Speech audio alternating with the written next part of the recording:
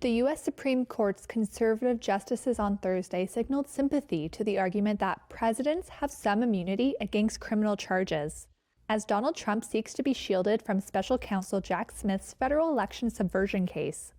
During oral arguments, conservative Justice Samuel Alito expressed concern about presidents having to worry about being indicted after leaving office.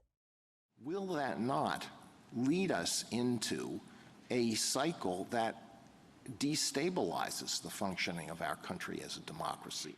Liberal Justice Elena Kagan probed hypothetical examples of presidential wrongdoing.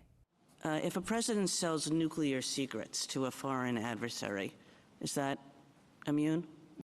Conservative Justice Neil Gorsuch, a Trump appointee, stressed the historical importance of the decision before the court, which has a 6-3 conservative majority. The dangerousness of accusing your political opponent of having bad motives.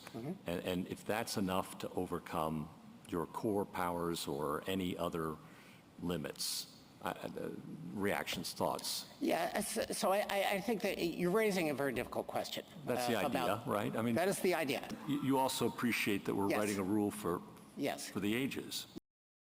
Trump, the Republican candidate challenging Democratic President Joe Biden in the November 5th election, has pleaded not guilty in the federal election case. He has claimed he is immune from prosecution for trying to undo his 2020 election loss, on the grounds that he was serving as president when he took the actions that led to his indictment. Trump spoke about his immunity claim before heading into a New York court for another of his 4 criminal cases, this one over hush money paid to a porn star. The president has to have immunity. This has nothing to do with me. This has to do with a president in the future for 100 years from now. If you don't have immunity, you're not going to do anything. You're going to become a ceremonial president. The justices would need to rule by about June 1st for Trump's trial to be held before the election, according to legal experts.